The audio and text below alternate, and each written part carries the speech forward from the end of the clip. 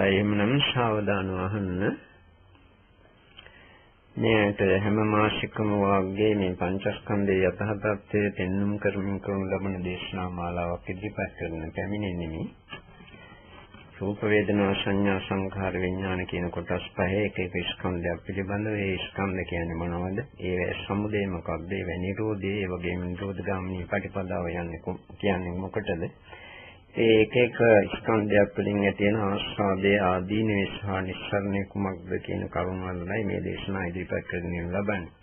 අද මේ ගියතරේ ගලපු දේශනාවට අනුබද්ධ වන ආකාරයේ පංචස්කන්ධය මල්ලා කරන දේශනාවක් මේ හැම දිනාටම ප්‍රයෝජනවත් ගත හැකි වන ආකාරයේ දේශනාවක් ඉදිරිපත් කිරීමටයි අප අදහස් කරන්නේ. මේ දේශනාව ඉතාමත්ම ගැඹුරු අර්ථයක් තියෙන දේශනාවක්.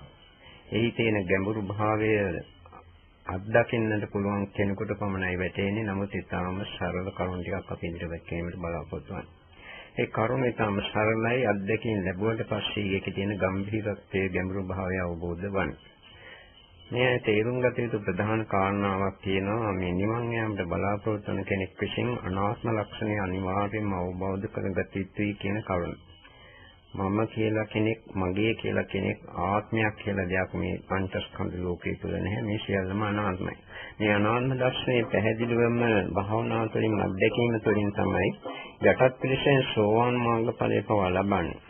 ඉහළ මාර්ගඵල සෑම එකක්ම ලැබීමටත් අනාත්ම ලක්ෂණය ගැන ඉතාම පැහැදිලි අවබෝධයක්, ඒ වගේම ප්‍රත්‍යක්ෂ වශයෙන් අත්දැකීමක් සෑම කෙනෙක් විසින්ම ලැබිය යුතුයි. රහත් වන්නේ අනාත්ම ලක්ෂණය දැකීම තුළින්. අනත්ත් සංඥෝ භික්ඛවේ භික්ඛුනෝ අනත්ත් සංඥා සන්ධාති අනත්ත් සංඥෝ භික්ඛවේ භික්ඛුනෝ අස්මිමාන සමුග්ඝාතම් පාපනාති කියලා එක නිසා දක්වලා තියෙනවා. රහත් වෙනකොට ඔය මම කියලා කෙනෙක් සිටී කියන හැඟීමද කියන්නේ අස්මිමානෙ. මේ අස්මිමානෙ සම්පූර්ණයෙන් නිරුද්ධ වන්නේ අනාත්ම ලක්ෂණය හරියට පැහැදිලි ලෙස අත්දැකීම තුළින්. ඒක නිසා සෑම බෞද්ධයෙක් විසින්ම නිවන් යාමට බලාපොරොත්තු වන කෙනෙක් විසින්ම මේ පංචස්කන්ධ ලෝකයේ තුල ආත්මයක් නැති බව, සත්‍යයක් පුද්ගලයක් නැති බව, මේක අනාත්ම බව ඉතාම පැහැදිලිව තේරුම් අරගෙන භාවනාවෙන් අත්දකින්නට ඕන ඒ අනාත්ම ස්වභාවය. එතකොට මේ ධර්මයේ ගැන අවබෝධයක් තිබෙන නිසා තේරුම් ගන්නට පුළුවන් පංචස්කන්ධය කියන්නේ මොනවද කියලා. රූප, වේදනා, සංඥා, සංඛාර, විඥාන කියන්නේ. නමුත් මේ පංචස්කන්ධ ධර්මයන් නිරන්තරයෙන්ම තමාගේ సంతානය තුළ ක්‍රියාත්මක වීමක් හැර මෙතන සත්‍ය පුද්ගලයක් නැහැ කියන කරුණ සමහර විට අවබෝධ නොවී තිබෙන්නට පුළුවන්. අපි කවර කරුණක් කළත්, කුසලයක් කළත්, අකුසලයක් කළත්, කුසලයක් අකුසලයක් නොවන වෙනස් කර්තව්‍යයක යෙදී සිටියත් නිරන්තරයෙන්ම ඇති වී නැති යන්නේ මේ පංචස්කන්ධ ධර්මයන්. දැන් උදාහරණයක් වශයෙන් කතා කරනවා නම් අපි මේ දැන් ධර්මයක් දේශනා කරන මේ අවස්ථාවේදී මා තුලක් පහළවන්නේ මේ පංචස්කන්ධ ධර්මයන්ගේ ඇති වී නැති යාම. මේ ධර්මයේ ශ්‍රවණය කරන මේ සෑම කෙනෙකුගේ සිත තුළත් පහළවන්නේ මේ පංචස්කන්ධ ධර්මයන් ඇති වී නැති යාම. මොකද මේ වචන මේ අයගේ කනේ ගොස්නේ ශබ්ද තරංග වැඩි වීම නිසා ඒ පිළිබඳ දැනීමක් ඇති වෙනවා. සෝතන්ත කටිජ සද්දේට උපදිතේ සෝත විඥානං. ඒක නිසා සෝත විඥානයේ විඥානස්කන්ධයේ පහළ වීමක් දැන් ඇති වෙනවා. මේ විඥානස්කන්ධය පහළ වෙනකොට සෝත විඥානය හා සම්බන්ධවම මනසින් මේව හඳුනා ගන්න නිසා මනෝ විඥානත් ක්‍රියාත්මක වෙනවා. ඒ නිසා විඥානස්කන්ධයේ ඇතිවීමක් නැතිවීමක් මේ ධර්ම ශ්‍රවණය කරන කාලය තුළදී සිදුවෙනවා. ඒ වගේම මේ ධර්මයේ ශ්‍රවණය කරනකොට මේ අය මේ කියන්නේ මොකක්ද කියලා හඳුනා ගන්නවා, තේරුම් ගන්නවා. මේ හඳුනා ගැනීමට කියන්නේ සංඥාව කියලා. එම නිසා මේ අවස්ථාවේදී සංඥා ස්කන්ධයක් නිරන්තරයෙන් නැති යනවා. එතකොට මේ ධර්මයේ ශ්‍රවණය කරනකොට බොහෝ විට උපේක්ෂා වේදනාවක් කෙනෙකුගේ සිත තුළ ජනිතවන්නේ. ධර්මයේ පිළිබඳ පැහැදිලි අවබෝධයක් ඇති වෙනවා නම් නිරාමිෂ සුඛ වේදනාවක්, සෝමනස් වේදනාවක් ජනිත වෙන්නට පුළුවන්. නැත්නම් මේ ධර්මයේ අමිහිරි නම් ධර්මයේ නොතේරෙනවා නම් මේකට නුරුස්නා භාවයක් තියෙනවා නම් දුක් වේදනාවක් වහා ඇති ගන්නට පුළුවන්. කවර ආකාරයෙන් හෝ සැප හෝ දුක් හෝ මඳහත් වේදනාව කියන වේදනා ත්‍රය අතුරින් කවර හරි වේදනාවක් මේ අවස්ථාවේදී ඇති වෙන. එම නිසා වේදනා ස්කන්ධයේ ඇතිවීමක් නැතිවීමක් තමයි දැන් මේ සිදුවේ යන්නේ. මේ ධර්මයේ ශ්‍රවණය කරනකොට මේ කියන ධර්මය අවබෝධ වීම නිසා තමාගේ සිත තුළ ශ්‍රද්ධාව ඇති වෙනවා, ප්‍රඥාව ඇති වෙනවා, ධම්මවිචේ සම්බොධ්‍යංගය තුළින් දතේතු ධර්මයන් දැකීමට හැකිවන ආකාරයේ ඒ චෛතසික ධර්මයන්ගේ පහළ වීමක් ඇති වෙනවා. මේ හා සම්බන්ධ සියලුම චෛතසික ධර්ම ඔක්කොම සංස්කාර ස්කන්ධයට අයත් වන්නේ. එම නිසා මේ අවස්ථාවේදී සංස්කාර ස්කන්ධයක් මේ ඇති නැති යන. මේ විදිහට විඥාන ස්කන්ධය, සංඥා ස්කන්ධය, වේදනා ස්කන්ධය, සංස්කාර ස්කන්ධය කියන මේ ස්කන්ධ ධර්ම හතර ඇති නැති යන විට ඒහා සම්බන්ධ ඒ නාම ධර්ම හා සම්බන්ධව ඇතිවෙන රූප ධර්මත් ඇති වෙමින් නැති වෙමින් යනවා. පංචස්කන්ධයේ රූපස්කන්ධය තුල රූප ඇතිවීමේ හේතු කියනකොට මේකට කියවා මතක ඇති චිත්තජ රූප සිතින් හට ගන්නා රූපත් තියෙනවා. ඒ නිසා අපේ සිතට අනුකූලව රූප කලාප ඇති වෙනවා, පවතිනවා, නැති වෙනවා.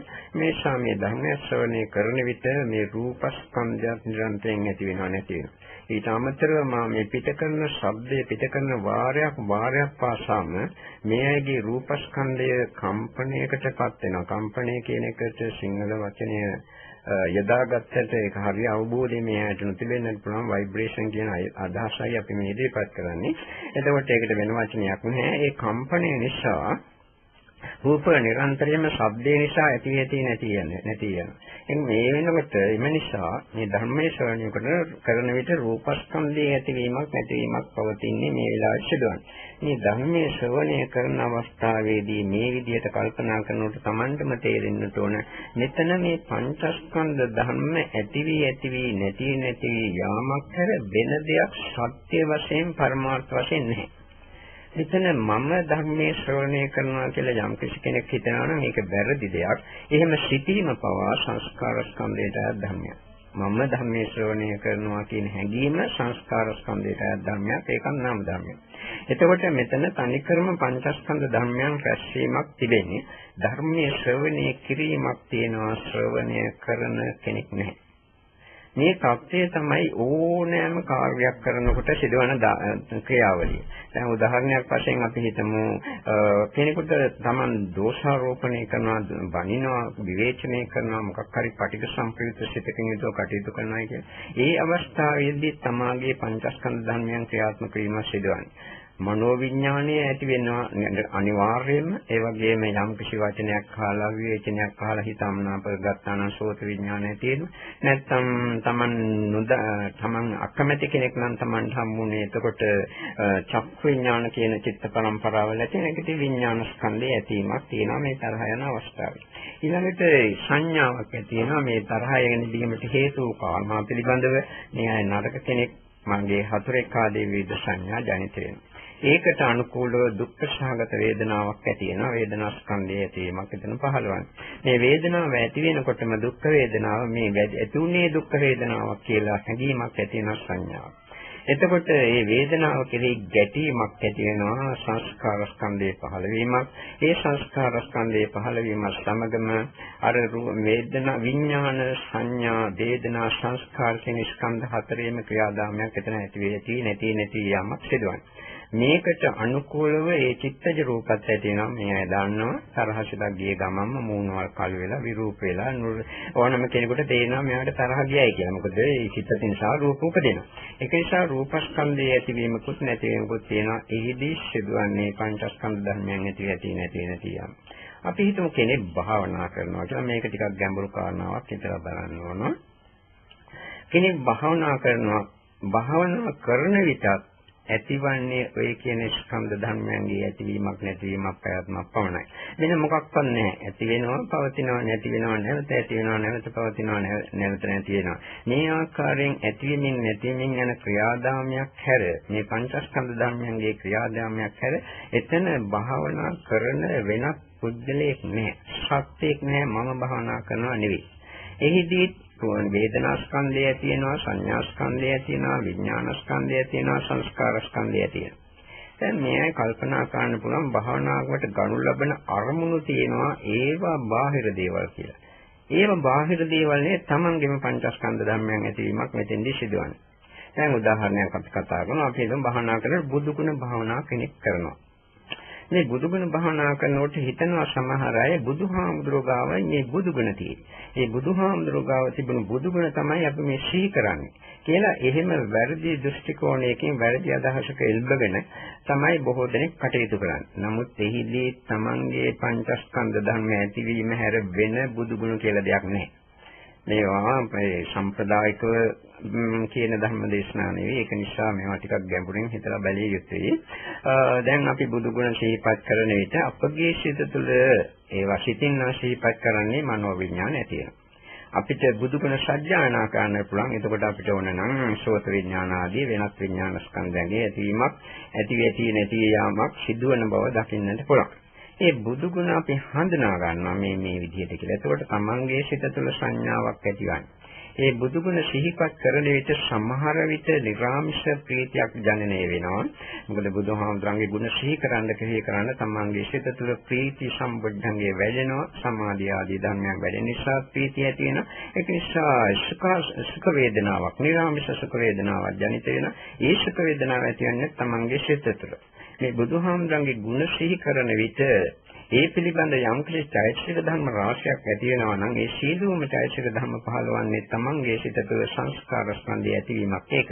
එතකොට එතන තියෙන්නේ විඥාන ස්කන්ධය, ඒ වගේම වේදනා සංඥා ස්කන්ධය, වේදනා ස්කන්ධය සහ සංස්කාර ස්කන්ධය කියන මේ ස්කන්ධයන්ගේ ඇතිවි නැති යාම. බුදු ගුණ කියලා අපි කිව්වට තමන්ගේම පංචස්කන්ධ ධර්මයි මේ අරමුණට ගන්න. මේකයි ගැඹුරු කරුණක් අපි කියලා අපි මේ කියේ. තමන්ගේම පංචස්කන්ධ ධර්ම අරමුණට අරගෙන තමන්ගේම පංචස්කන්ධ ධර්ම මේවා සිහි කරන්නේ. එතකොට පංචස්කන්ධ ධර්ම කියන එකට එක වචනයක් කතා කළොත් සංස්කාර කියන වචනේ කියන්න පුළුවන්. හේතුන්ගෙන් හටගත් දේවල් සංස්කාර කියන්නේ. එතකොට තමන්ගේ කියන්නේ මේ සම්මුතිය පිහිටලා.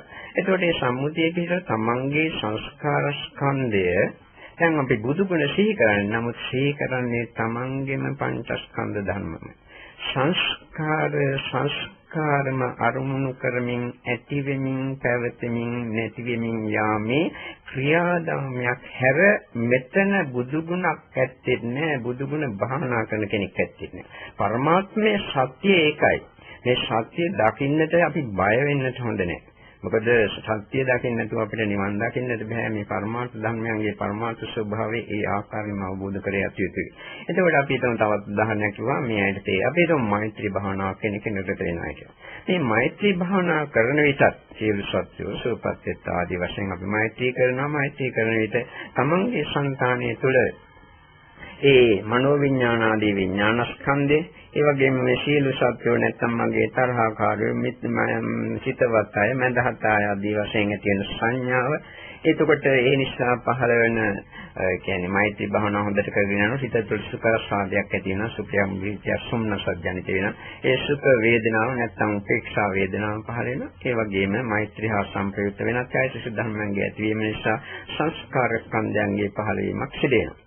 එතකොට මේ විඥාන සංඥා වේදනා සංඛාර කියන ස්කන්ධ ධර්ම හතරට අනුකූල වන ආකාරයෙන් රූපස්කන්ධය ක්‍රියාත්මක වෙනවා. මොකද අපි මෛත්‍රී කරනකොට අපේ මුහුණ ප්‍රබෝධමත් අපි ප්‍රසන්නයි. අර තරහා ගියා වගේ නෙවෙයි රෞද්‍ර රඩු පරුෂ පෙනුමක් නෙවෙයි තියෙන්නේ. හරි ශාන්ත ප්‍රණීත දැකුම් කළු කෙනෙකුට ප්‍රසන්නයක් ගෙන දෙන රූප කෙනෙකුගේ මුහුණින් දැర్శණය වෙනවා. මේ මෛත්‍රිය හරියට කරන කෙනෙකුගේ මුහුණේ. එතකොට ඒකෙන් අදහස් කරන්නේ මෛත්‍රිය තුළින් අපගේ රූප කලාප උපදනවා. රූප ස්කන්ධය ඇති වෙනවා පවතිනවා නැති වෙනවා. එතකොට පංචස්කන්ධ ධර්මයන් මෙතන ඇති නැති. දැන් අපි මෛත්‍රී කරන්නේ බාහිර සත්‍යයන්ද. සම්මුති වශයෙන් කතා කරනකොට සත්‍යෝ කියලා කියන්නට ඕනේ. හිතවත් හරියයි මැදවත් හරියයි වෛරී හරි කවලෝකී කවර සද්දේවියෙක් හරි ධාක්මෙක් හරි ඕනම සත්‍යෙක්. අරගෙන අපි සියලු සත්‍යෝ කියලා හරි මෛත්‍රී කරනවා. මෙහිදී අපි කල්පනා කරනවා අපි කියන්නේ නොදත් අය කල්පනා කරනවා මේ බාහිර ලෝක සත්‍යයට අපි මේ මෛත්‍රී කරනවා කියන්නේ. සත්‍ය වශයෙන් සිදුවන්නේ බාහිර ලෝක සත්‍යය කියලා අපි කියන්නේ තමන්ගේම පංචස්කන්ධ ලෝකයට. අපි හිතමු සියලුම මිනිස්සු සෝපත්ත්‍තා කියලා අපි හිතනවා කියන්නේ. සියලුම මිනිස්සු සෝපත්ත්‍තා කියලා හිතනකොට අපේ මනෝවිඤ්ඤාණයේ ඇති වී නැති යාමක් තියෙනවා. සියලුම සත්‍යෝ කියලා හිතනකොට අපි හිතුව නැත්නම් එක කෙනෙක් අරගෙන අපේ මිතුරු කෙනෙක් අරන් මෙහා සූපත් වේවා කියලා. ඒතකොට පහසුයි තේරුම. එතකොට ඒ පිළිබඳ සංඥා ස්කන්ධයක් තමයි සිත තුළ ඇතිවන්නේ. එතකොට ඒ නිසා ඔහුට යම්කිසි උපේක්ෂා හෝ සුඛ වේදනාවක් ජනිත වෙනවා. ඒක තමාගේම වේදනා ස්කන්ධය. ඒ හා සම්බන්ධ වෙන වෙනත් චෛතසික ධර්ම ඇති වෙනවා තමන්ගේම සංස්කාර ස්කන්ධයක පහළ වීම. එතකොට මෛත්‍රියට බඳුන් වුණායි කියලා ලෝකේ සත්‍යෝ නැහැ. තමන්ගේ පංචස්කන්ධ ධර්මයන්ගේම ඇතිවීමක් පැවතීමක් නැතිවීමක් තියෙන. මෛත්‍රිය කරන්නේ තමන්ගේ පංචස්කන්ධ ධර්මමයි. මෛත්‍රියට බඳුන් වන්නේ තමන්ගේ පංචස්කන්ධ ධර්මමයි. මේකයි මේකේ තියෙන සත්‍යය. එතකොට මෙතන තියෙන්නේ ඒ පංචස්කන්ධ ධර්ම වලට සංස්කාර කියන හුදු එක වචනේ පමණක් අපි යොදාගත්තොත් සංස්කාර මාරුමුණු කරමින් ඇති වී නැති යන ආධ්‍යාත්මික සංස්කාර ඔබ තවත් එහාට කියන්න පුළුවන්. ආධ්‍යාත්මික සංස්කාර කියන්නේ අධ්‍යාත්මික කියන එකයි තමාගේ කියන එක. ඒ අධ්‍යාත්මික සංස්කාර මාරුමුණු කරමින් ඇති වෙමින් පැවතෙමින් නැති වෙමින් යාමක් මෙතන මේ සිදුවන්නේ. මේ විදිහට තමයි මොන කාර්යයක අපි නිරත වුණත් සිදුවන සත්‍යතාවය. අපි හොඳක් කළත් නරකක් කළත් කුසලයක් කළත් අකුසලයක් කළත් භාවනා කළත් මොන දෙයක් කළත් තමන්ගේම පංචස්කන්ධ ධර්මයන්ගේ ඇති නැති යාමක් කර මෙතන වෙන කිසිවක් विद्यमान වන්නේ නැහැ. මෙන්න මේ தත්ත්වය නොදන්න අය බාහිර අරමුණු අල්ලනවා, උපාදාන කරනවා, ඒවා අගේනවා, ඒවා නිර්ණය කරනවා, හොඳයි නරකයි උසස් පහත් ආදී වශයෙන්.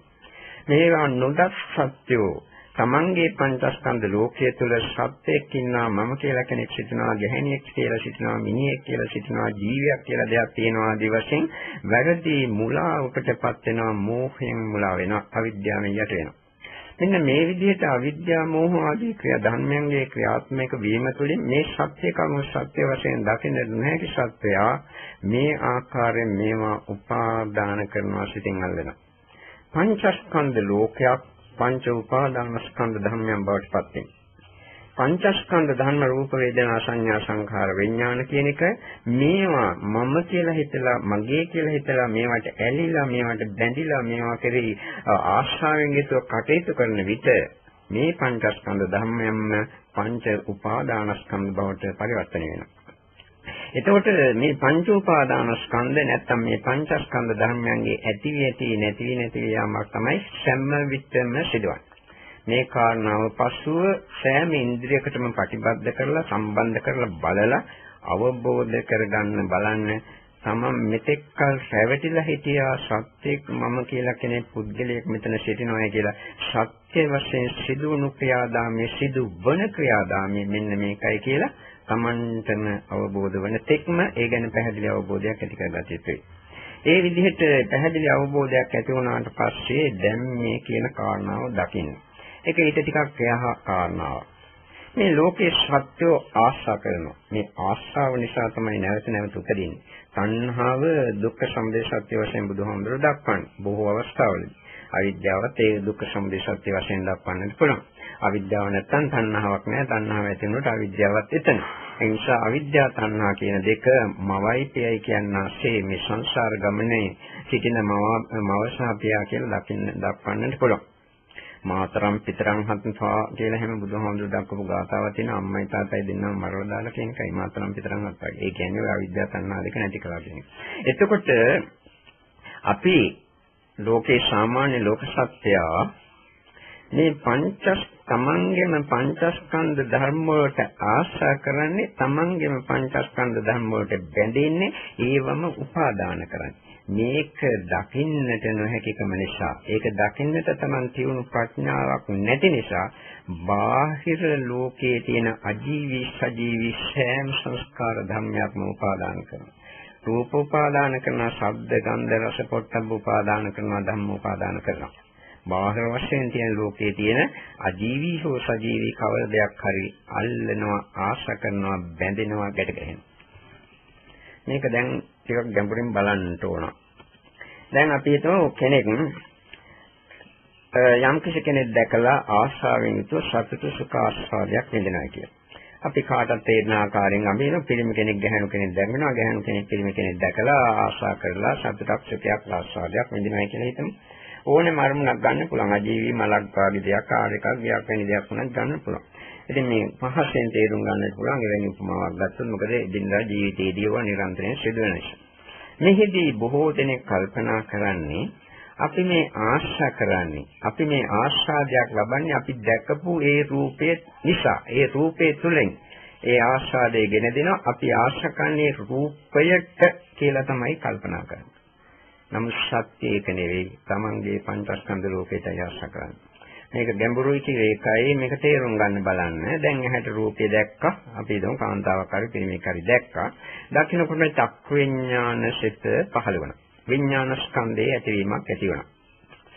ඊට පස්සේ මේ දැකපු රූපය අපි ලස්සන රූපයක් කියලා ගමු උදාහරණයට ලස්සනයි හොඳයි කියලා අපි ඒක සංඥාවකින් හඳුනාගත්තා.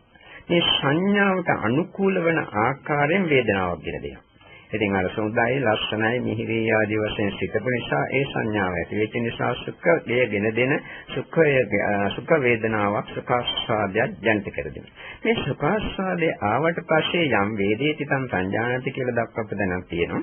යමක් විඳිනකොට ඒ විඳින දෙයක් හඳුනා ගන්නවා. දැන් සුඛයක් විඳිනවා. විඳිනකොට මම මේ සුඛයක් විඳින්නේ කියලා ඒකත් හඳුනා ගන්නවා. අර රූපේ හඳුනාගත්ත පමණක් නෙවෙයි. ඇහැට පෙනෙන රූපේ පමණක් නෙවෙයි හඳුනාගත්තේ. තමන් හඳුනාගත්තු මේ තමන්ගේ සිත තුළ පහළ වුණු වේදනාවක් හඳුනා ගන්නවා. සුඛ වේදනාවක්. මෙන්න මේ වේදනාවට ආශා කරනවා. ඒ වේදනාවට ආශා කරන නිසා ඒ වේදනාව ගෙන දීමට උපස්තම්භක වූ ඒ කියන්නේ ඒ වේදනාව ගෙන දීමට ආධාරක වූ ඒ රූපයට ආශා කරනවා ලෝකයා නොදන්නාකම නිසා. ඇත්තෙන්ම තමන්ගේ වේදනා ස්කන්ධයට ආශා කරන්නේ. ඒ යම් කිසි රූපයක් දැකීම තුළින් තමන්ට සුඛාස්වාදයක් ගෙන දෙන්නේ නැත්නම් ඒ රූපයට අපි ඇලුම් කරන්නේ. ආශා කරන්නේ. ආදරය කරන්නේ.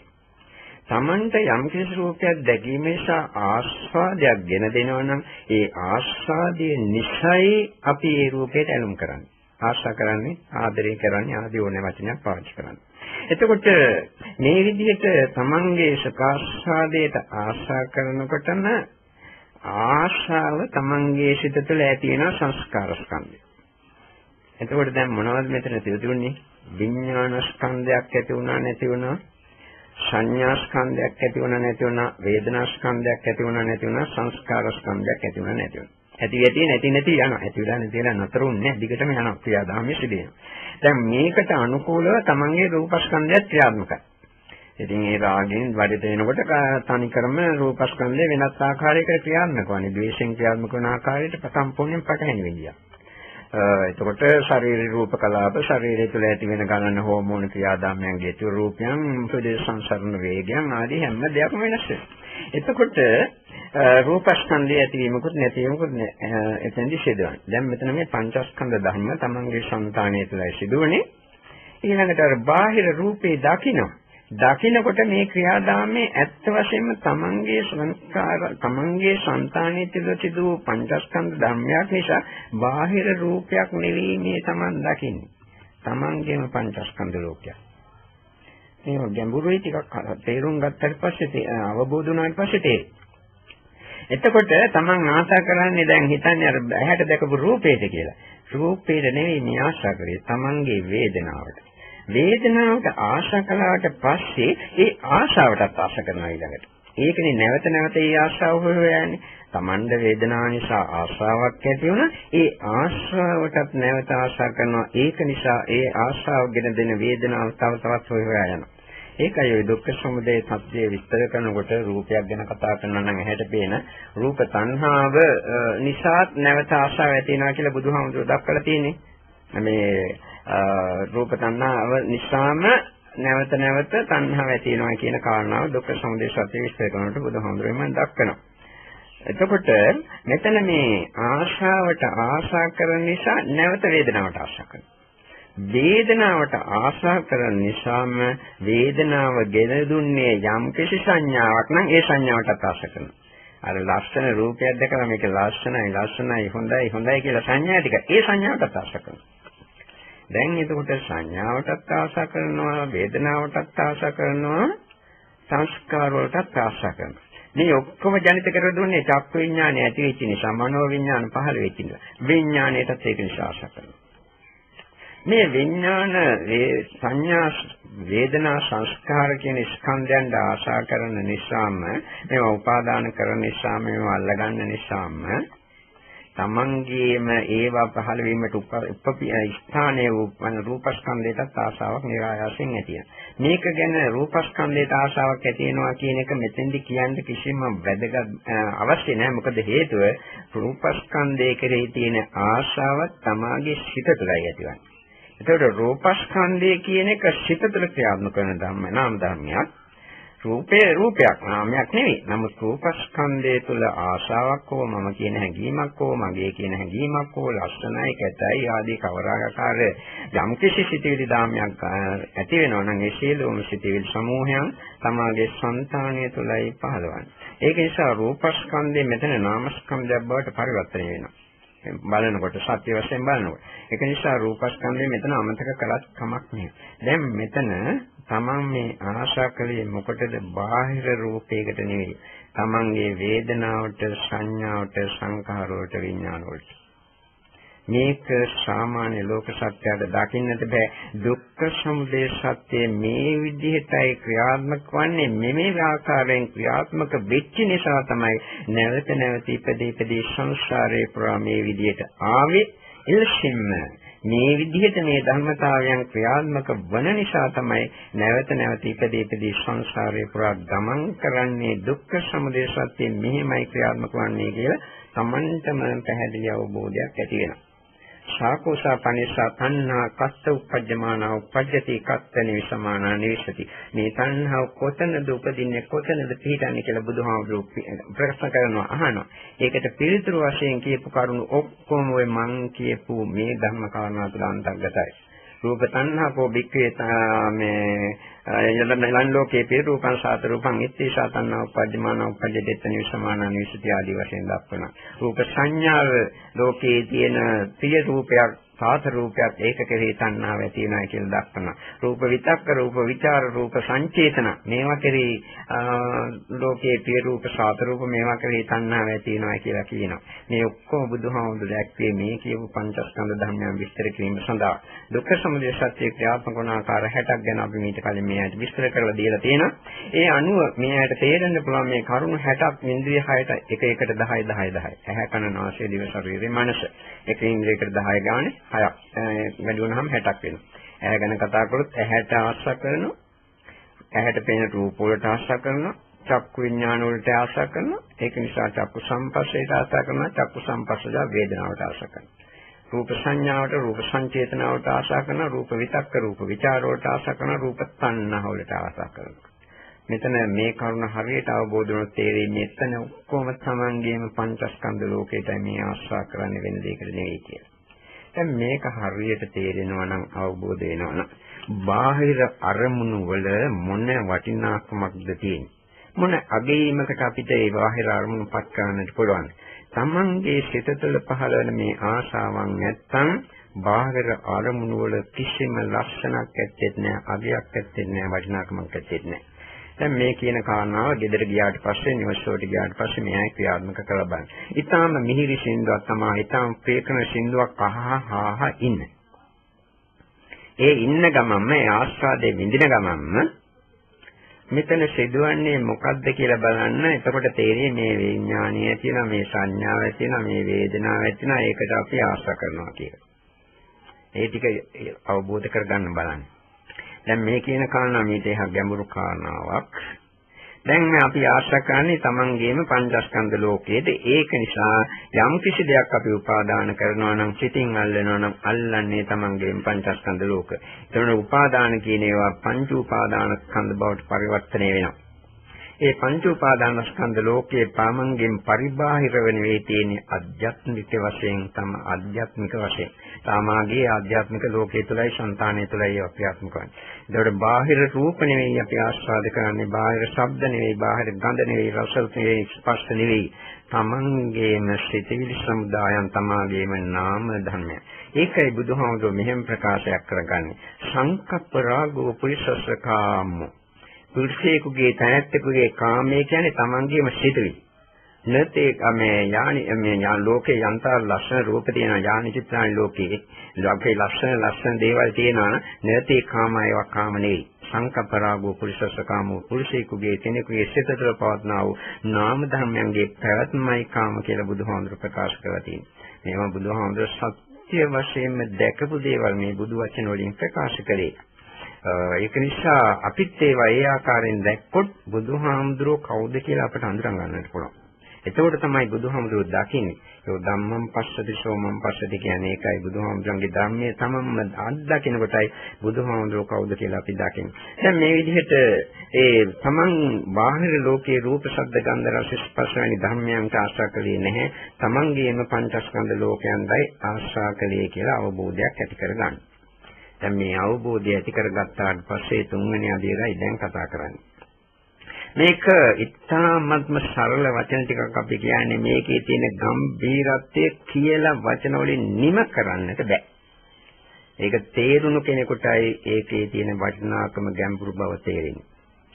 දැන් අපි ආශා ගන්න පංචස්කන්ධ ලෝකයේද කියලා කියව රූප වේදනා සංඥා සංඛාර විඥාන. අපි විඥාන ස්කන්ධයෙන් පටන් ගමු.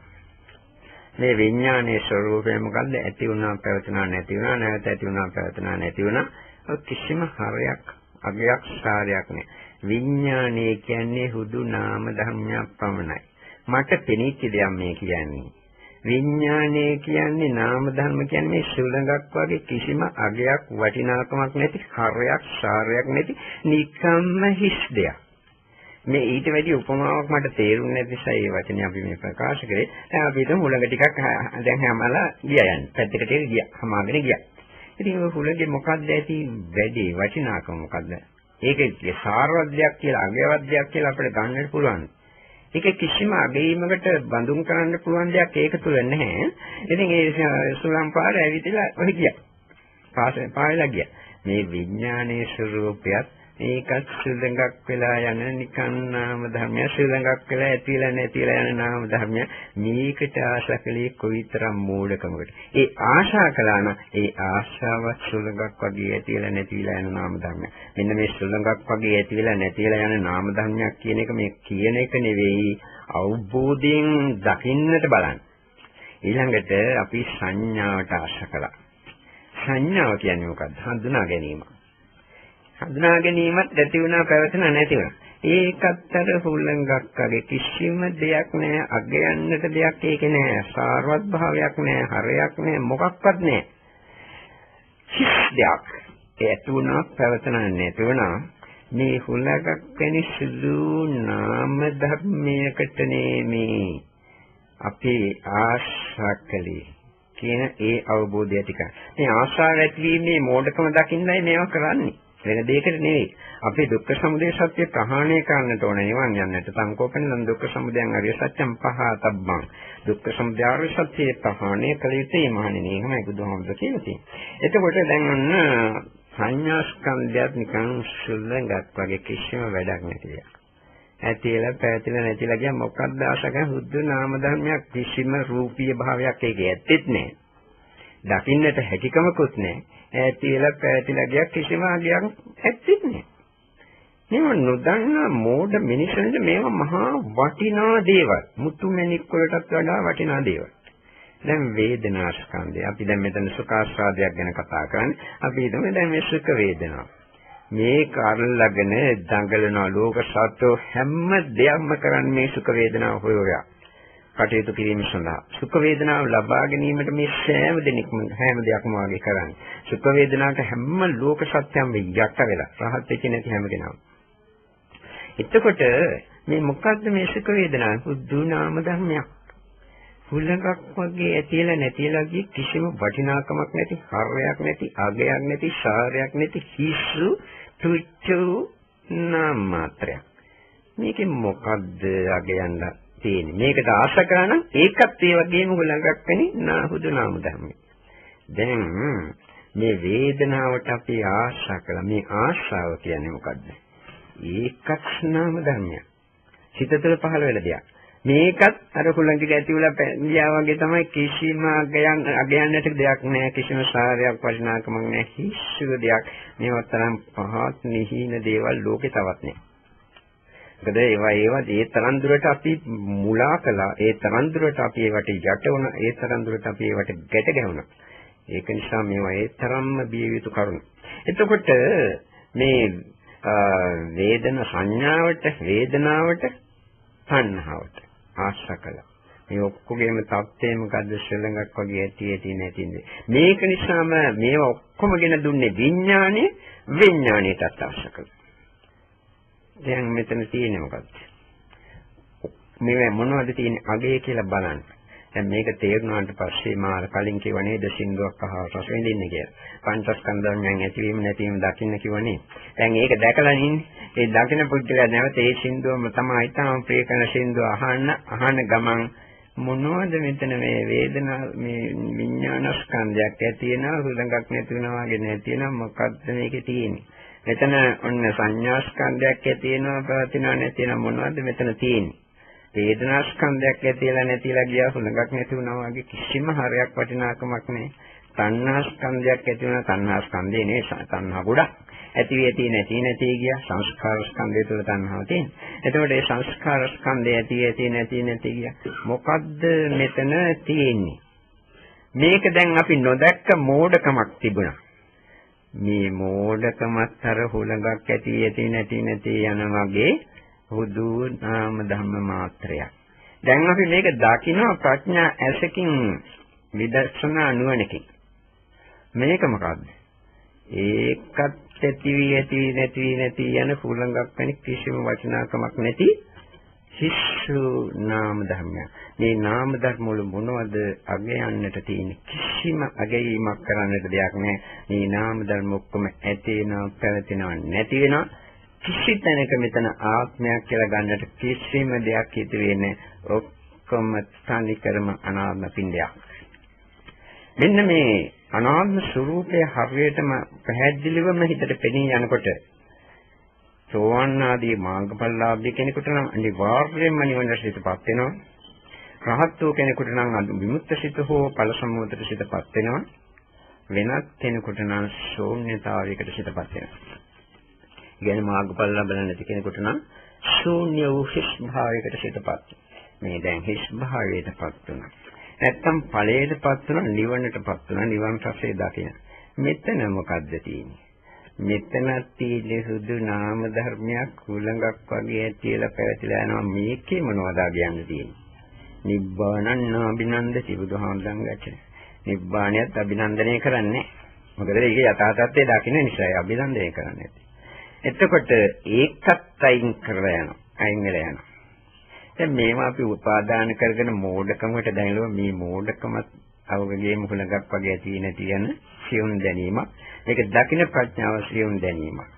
දැන් මේ ශිෂ්ඨ භාවයක් යම් කෙනෙක් දකිනා ඒක මොකද්ද? ඒකත් මොකක්වත් නැති. ඒ කියන්නේ අරමුණක් තේරෙන තරමට අරමුණක් නැහැ. ශිෂ්ඨ රූපයක් තියෙන දැනීමක් පවතින කිසිම වටිනාකමක් නැති හුදු සංස්කාර නාම ධර්ම මාත්‍රයක් ඇතිලා පැවතිලා නැති වෙනවා. මොනවද මේ අගයන්න තියෙන්නේ? මොනවද මේ උපාදාන කරන්න තියෙන්නේ? මේවා උපාදාන කළා නම් මෙතන තියෙන සම්පූර්ණ මෝඩකමක් කියන කතාව ඒ අවබෝධය තමයි තේරෙන්නේ. දැන් මේ අවබෝධය ඇති වුණාට පස්සේ හතරවන අධීර මුළු ජීවිතේ පුරාම සිදුවන ක්‍රියාදාමය මොකද්ද මේ දක්වා? මරණ මොහොත දක්වා ඉදිරියට ක්‍රියාත්මක වන්නේ කොහොමද? රහත් වූ කෙනෙක් නම් මරුණට පස්සේ සිදුවන ක්‍රියාදාමය මොකද්ද? රහත් වුණා නම් මරුණට පස්සේ සිදුවන ක්‍රියාදාමය මොකක්ද? මේක දකින්න පුළුවන්. ඉතින් මේ தත්ත්වයේ සාමාන්‍ය ලෝක සත්‍යය දකින්නේ දකින්න බැරි නිසා මම කියලා කෙනෙක් සිටිනවා කියන හැඟීමෙත් පැටලෙනවා. මගේ කියන අවබෝධය ඒ හැඟීමට යට වෙනවා. ලෝකයේ සියලුම දේවල් අල්ලනවා. Taman සතු දේවල් බාහිර ලෝකේ පණ ඇති හෝ පණ නැති දේවල් ඔක්කොම උපාදාන කරනවා. ලෝභයෙන්, ද්වේෂයෙන්, ඊර්ෂ්‍යාවෙන්, ක්‍රෝධයෙන් ඔක්කොගෙම ගැට ගැසෙනවා. මේ වගේ ඔක්කොම සිත තුළ කැකෑවෙන්නට පටන් ගන්නවා. සිතිවිලි හූ ගලනවා. කුසලොත් කරනවා, අකුසලොත් කරනවා. මේ පැටලි මහා විශාල ජල ධාරාවක් කන්දක උඩ ඉඳලා ගලාගෙන යනවා වගේ මේවා ගලනවා. අවිද්‍යාව පත්‍ය සංඛාරා කියන්නේ ඒක. එතකොට මේ මරණ මොහොතට එවැනි කෙනෙක් දැන්පත් වෙනවා. පත් වෙනකොට දැන් මේ ලෝකේ අල්ලගෙන සිටින්නේ මේ පුජ්‍යලයා. මම කියන හැඟීමේ පැටලිලා සිටින්නේ මේ පුජ්‍යලයා. භවයේ රැඳී සිටීමේ ආශාවෙන් යුතුව මේ තැනත්තා සිටින්නේ.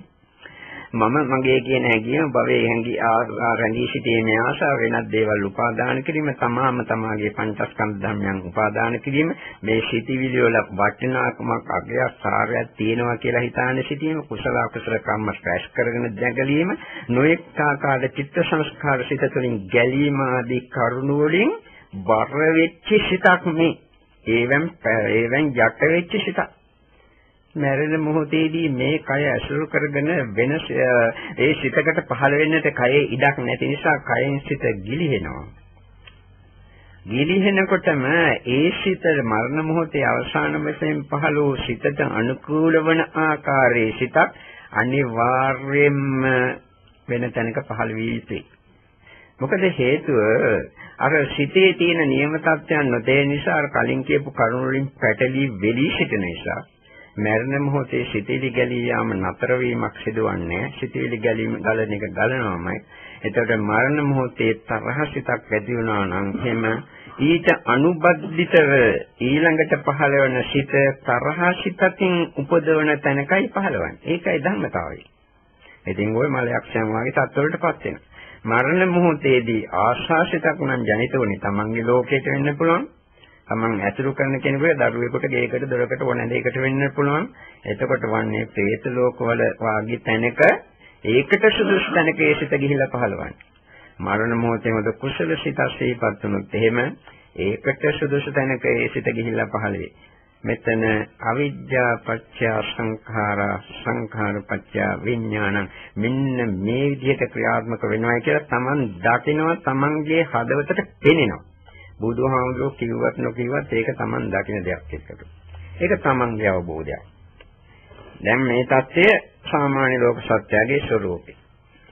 දැන් මේ සිතිවිලි ධම්ම නිරන්තරයෙන් නැති යන බුදු මේ නාම ධර්ම මාත්‍ර හැර වෙන දෙයක් මොකක්වත් නැහැ. මේ උපාදාන ඔක්කොම ඉවරලා දැන් මේ ඔක්කොම නිසරලා ගිය සාහත් වෙච්ච කෙනෙක් නම් ඕක හරියට අවබෝධ වෙනකොට මුළු කයම සීතලලා නිවිලා සිත යන්න බැරි තරම් ගැඹුරටම ගිහිල්ලා නිසල වෙනවා. ඒන් එහාට නිසල වෙන්න සිතේ තැනක් නැහැ. සීති භූතෝස්මී නිබ්බතෝ සීතලලා නිවිලයි කියලා යාට තේරෙනවා.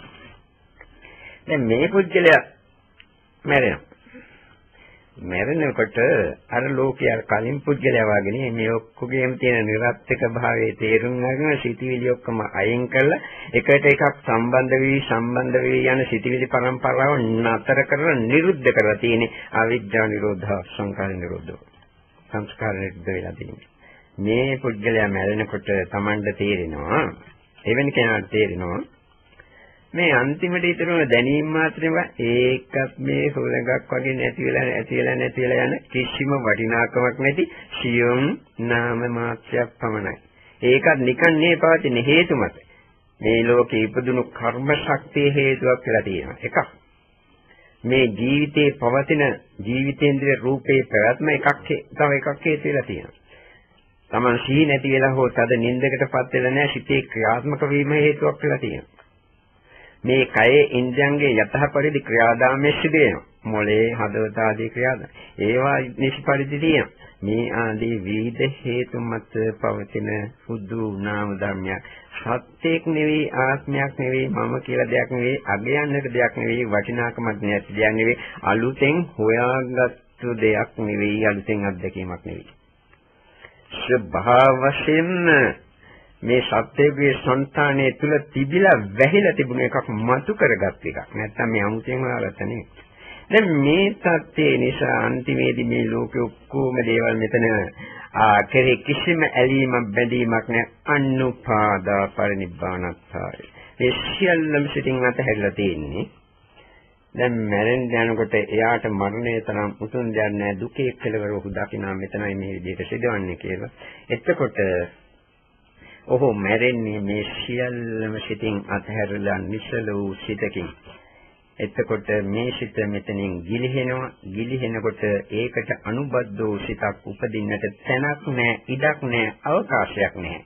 එම නිසාම අවිජ්ජා නිරෝධා සංඛාර නිරෝධෝ වෙනවා. සංඛාර නිරෝධා විඥාන නිරෝධෝ වෙනවා. ඒතේවන්තෝ දුක්ඛස්ස ඒකේම දුකේ කෙලවර වෙනවා. මේ විදිහට එවැනි අවබෝධයක් වුණත් ඒ භාවනා උසස් අත්දැකීමක් ලැබෙනකොට මේ ආකාරයෙන් දකින්න පුළුවන්. මේ දුක්ඛ සමුදය සත්‍ය ක්‍රියාත්මක වීම දැකලා ඒ දුක්ඛ සමුදය සත්‍ය ප්‍රහාණය කිරීම සිදුවන්නේ ප්‍රායෝගික වශයෙන් කෙසේද කියන කරුණයි අපි ඉදිරිපත් කළේ. ඒකට මේ දක්වා කියපු කරුණවල කෙටි සාරාංශය කියන්න. දැන් මේ ඇයිද මේක නොතේරෙනවා වෙන්නට පුළුවන්. 10 සැරයක් හරි 15 සැරයක් හරි කමන්නේ නැවත නැවත අහන්න නැවත විමසා තමාගේ නුවණින් දකින්න වාරයක් පාසේ ඇති වුණු අවබෝධය තව තවත් ගැඹුරු වේවි. Tamanට මේක මං කියපු කාරණාව ඇත්තද බොරුද කියලා පසුවට තේරෙයි. අපි කියපු කාරණාවල කෙටි සාරාංශය මෙන්න මේකයි. මේ අනාත්ම දර්ශනය මතු කර ගැනීම සඳහා බොහෝ දෙනෙකුට අනාත්ම ලක්ෂණය ගැන පැහැදිලි අවබෝධයක් තිබුණත් මේ දැන් අද කියපු කරුණු ගැන පැහැදිලි අවබෝධයක් නැති නිසා අපි මේ ධර්ම දේශනාව ඉදිරිපත් කිරීම බලාපොරොත්තු වෙන්නේ. එතකොට හැම වෙලාවෙම පංචස්කන්ධ ධර්ම ඇති වෙති නැති යමක් කර වෙන දෙයක් මෙතන නැහැ කියන කරුණ පළමුවෙන් තේරුම් ගත යුතුයි. කුසලයක් කළත් අකුසලයක් කළත් හොඳක් කළත් නරකක් කළත් මොන නිකං ගෙදෙනිදා ගෙදර දොරේ වැඩ කටයුතු කළා හැම වෙලාවෙම සිදුවන්නේ මේ පංචස්කන්ධ ධර්ම ඒ හේතුන් අනුව ඇති වෙති නැති යනවා. ඉතින් ඕක ස්වභාවික වශයෙන් සිදුවන දෙයක්. මේ ස්වභාවික ක්‍රියාදාමයක් වශයෙන්ම දැනගෙන ස්වභාවයටම පරිවර්තනය කරලා බාර දෙන්නට නොහැකිකම නිසා ලෝක සත්‍යෝ ඒ මෝඩකමින් වැහිලා මෙතන සත්‍යෝ පුද්ගලයෝ ආත්මය මගේ ආදී වැරදි දෘෂ්ටි වලට බහැලා කටයුතු කරනවා. ඒක නිසා පංචස්කන්ධ ධර්මයන්ගේ ඇතිවීමක් නැතිවීමක් කර වෙන දෙයක් නැහැ කියන එක ඉස්සෙල්ලා තේරුම් ගන්න. භාවනා කිරීමක් ගත්තත් භාවනා කරන කෙනෙක් නැහැ. සංස්කාර අරමුණු කරමින් සංස්කාර නැති යනවා. භාවනාවට ගන්න අරමුණු කියන්නේ තමන්ගේම පංචස්කන්ධ සංස්කාර ධර්ම ඒ හැර වෙන කිසිවක් විතර නැහැ. සත්‍ය ඒකයි. කවුරු කොයි විදිහට මේ බණ වෙන විදිහට විකෘති කරලා කිව්වොත් සත්‍ය ඒකයි. සත්‍ය දැකපු දවසට ඇත්තද කියලා තේරෙයි.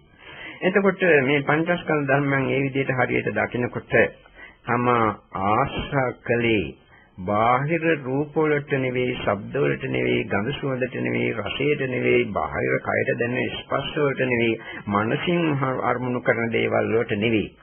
තමාගේම පංචස්කන්ධ ලෝකයටයි ආශා කලේ, ආශා කරන්නේ. මතුවට ආශා කරන්නේත් එහෙමයි කියන කාරණාව තේරුම් ගන්න. ඒක පැහැදිලිවම Tamanට අවබෝධ වෙ යුතුයි. එක ඉන්ද්‍රියක් ගැන පමණයි මා හිතන්නේ මා කතා කළේ. අනිත් ඉන්ද්‍රියන්ටත් අනුබද්ධ කරලා ඒකට සම්බන්ධ කරලා ඒ කරුණු තවත් විස්තර වශයෙන් දකින්නට ඕන. දැන් Tamanට තේරෙනවා Tamanගේ පංචස්කන්ධ ලෝකයටයි මේ ආශා කරන්නේ කියලා. එතකොට මේ ආශා කරන ධර්ම පංචස්කන්ධ ධර්මයන්ගේ ස්වභාවය මොකක්ද කියලා ඊළඟට තුන්වෙනි කාරණාව වශයෙන් බලන්නේ. මේවා ඔක්කොම නාම ධර්ම. එතන රූපස්කන්ධයට ආශා කිරීම කියන එක ගැන රූපස්කන්ධය ගැන අපි කතා කරේ නෑ. හේතුව රූපස්කන්ධයට ආශා කිරීමත් සිත තුළ ක්‍රියාත්මක වන දෙයක්. සිත තුළ ඒ ආශාව නැත්නම් හැම කිසිම රූපයක් තමාගේ සිත තුළ විද්‍යමාන වන්නේ නෑ. තද නින්දකට ගිය මිනිහෙකුට රූපයක් නෑ. රූපේ තියෙනවා. එයාගේ හිත තුළ රූපයක් නෑ. සී නැති කරපු මිනිහෙකුට එයාගේ සිත තුළ රූපයක් නෑ. රූපේ පැත්තක ඔය තියෙන්නේ මලමිණියක් වගේ පැත්තක. ඒක වෙනම දෙයක්. සිතින් අල්ලගෙන මේ මමගේ ආසාවය ක්‍රෝධය මොනවද නේ? කිසිම සංස්කාරයක් නැහැ. සිත නිරුද්ධ වුණා. එතකොට ඒක නිසා රූපස්කන්ධය මෙහිදී අමතක කළාට කමන්නේ. වේදනා සංඥා සංඛාර විඥාන කියන ස්කන්ධ හතර. ප්‍රායෝගික වශයෙන් ඔය කියන ආකාරයට නෙවෙයි ක්‍රියාත්මක වන්නේ විඥාන සංඥා වේදනා සංස්කාර. ඔය ආකාරයට ප්‍රායෝගික වශයෙන් ක්‍රියාත්මක වන්නේ. මේක දකින්න මේවා මොනවද? සුදු නාම ධර්ම. ඇති වෙනවා, පැවැතෙනවා, නැති වුණාට පස්සේ කිසිම දෙයක් ගන්නට ඉතුරුවන්නේ නැහැ. ශේෂ මාත්‍රයක්වත් ඉතුරු වෙන්නේ. මේ ජීවිතේ පුරාමත් එහෙමයි, පහුගිය අතීත සංසාරේ පුරා සිදුවෙච්ච දේවලුත් එහෙමයි. ඔක්කොම නිරුද්ධ වුණා, නිවුණා, නැති වුණා. ඔය හරයක් අගයක් සාරයක් කියලා ගන්නට දෙන්නේ අනිත් එකේ මේ ඔක්කොම නිසරුවර හුලංග වැනි දේවල් කියන එක දකින්න. මේකට වෙන වචනයක් කියන්නට නැහැ. ඒක නිසා මේ සුළඟ වැනි වචනේ අපි පාවිච්චි කරන්නේ. එතකොට එහෙම දකිනකොට මේ මොනවද මේ අගයන්න තියෙන්නේ? මොයිතරම් මුලාවකට තමන්පත් වෙලා හිටියද කියලා මේ මුලාව දකිනවා. මේ මුලාව පවා බුදු නාම ධර්මයක් කියලා දකිනවා. දැන් මේක දකින්නේ ප්‍රඥාවෙන් කියලා දකිනවා. ඒ ප්‍රඥාවෙන් දකින ඒ අවිද්‍යාව දුරු කරන විද්‍යාව, ඒ ප්‍රඥා ඇසපවා නාම ධර්මයක් ඇති වෙලා නැති වෙලා යන සුළඟ වැනි කිසිම අගයන්නට නැති හුදු නාම ධර්මයක් පමණයි කියලා දකින්න. මේ ක්‍රියාදාමය මේ දක්වා ජීවිතේ පුරා සංසාරේ පුරා සිදුවනා මරණ මොහොත දක්වා මේ දක්වා ක්‍රියාදාමීම සිදු වෙනවා. රහත් නොවුනට මුණුනොත් එහෙම මරණයට පස්සෙත් ඔක සිදුවෙනවා. මේක දකිනකොට Tamanට හරියටම මේවා තේරෙලා මේවා අනාත්මයි මේවා කිසිම අගයක් නැහැ කියලා සිතින් අතහැරියොත් සිත ශූන්‍යත්වයටපත් වෙන පුත්තජන භූමියේ සිටින කෙනෙකුට අසයික්ෂය ඒ කියන්නේ සෝවාන්සකදාගාමී අනාගාමී කෙනෙකුට මාර්ගය ඒ ඵලසිතට පිටපත් වෙනවා.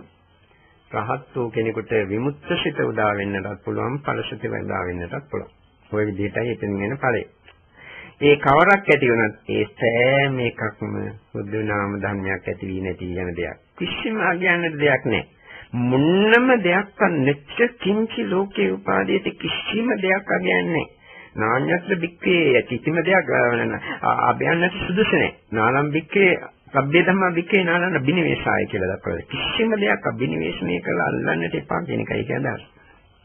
නාඤ්ඤත්‍ර සබ්බ නිස්සග්ගා සත්‍යම් පස්සාවෙන් පාණිනම් කියලා බුදුම මේ ඔක්කොම දේවල් පැත්තකට විශ්ිකරන්න නැතුව නිවනක් දාගන්න බෑ කියලා කියන්නේ. එතකොට මේ විදිහට මේ හරියට තේරලා ඔක්කොම අතහැරියොත් නිවනට සිතපත් උනත් ඒකත් නාම ධර්මයක් ඇති වෙනවා පවතින නැති වෙන පස්සේ ඵල සමතේ ඉන්නකන් නිවන තියෙයි නිවන් රස තියෙයි. ඵල සමතේ නැගිට්ටට පස්සේ නිවන් රසක් නැහැ. එතනින් මේක ඉවරයි. ටික වෙලාවකට පස්සේ නැතිලා යනවා. ඒකයි ඒක සත්‍ය. ධ්‍යාන සිතක් නැත්නම් එහෙමයි. කිසිම අඥානයක් දෙයක් නැහැ. මේ தත්ත්වයේ නිසිපරිදි හරියට දකිනකොට ඒකත් අනාත්මයි ඒකත් සිස්සු සුදු නාම ධර්මයක් කියලා දකින්නට පුළුවන්. මේදී කෙනෙකුට පළමුවෙන් නිවනට උනස් පිටපත් කර ගැනීමේ හැකියාවක් තියෙනවා. එයින් යහඬ තව අධීරක් තියන්නට පුළුවන්. පුත්තජන භූමියේ සිටින කෙනෙක් මරණ මොහොතේ මේ தත්ත්වයේ ක්‍රියාත්මක වුණොත් සිදුවන ක්‍රියාදාමය මොකක්ද? රහත් වූ කෙනෙක් මේ தත්ත්වයේ ක්‍රියාත්මක කළොත් එහෙම සිදුවන ක්‍රියාදාමය මොකක්ද? අර පුත්තජන භූමියේ සිටින කෙනාටම දාන්නට පුළුවන් සෝවාන් සකදාගාමි අනාගාමි කියන සාක්ෂ්‍ය පුද්ගලයෝ තුන් දෙනා. එතකොට එහිදී Tamanටම තේරෙවි අවිද්‍යාව තුළින් මේ විදියට සංස්කාර ඇති වෙනවා සංස්කාර තුළින් මේ විදියට විඥානය පහළ වෙනවා කියන කාරණාව. බුදුහාමුදුරුවෝ කියවට නෙවෙයි මේ Tamanගේ අවබෝධය කියන එක වෙනම දෙයක්. බුදුහාමුදුරුවෝ කියපු එක වෙනත් දෙයක්. අපි දකින්නේ අපේ ප්‍රඥාවෙන් ඒකයි. බුදුහාමුදුරුවෝ දැක්කේ බුදුහාමුදුරන්ගේ ප්‍රඥාවෙන්. අපි පච්චස්සම් වේතබ්බෝ විඤ්ඤෝහි Tamanගේ ප්‍රඥාවේ මට්ටමට තමා විසින්ම දකින්නට ඕන. එහෙමයි මේ ධර්මයේ සාර්ථකත්වය රඳා පවතින්නේ. එතකොටයි මේ ධර්මයේ සාන්දිටික වෙන්නේ මේ ජීවිතය අත්දකින්නට පුළුවන්. එතකොට ඒ විදිහට දකිනකොට අපිට මේ පටිච්චසමුප්පාද ධර්මයේ ගැඹුරු අවස්ථාව අවබෝධ කරගන්නට පුළුවන්.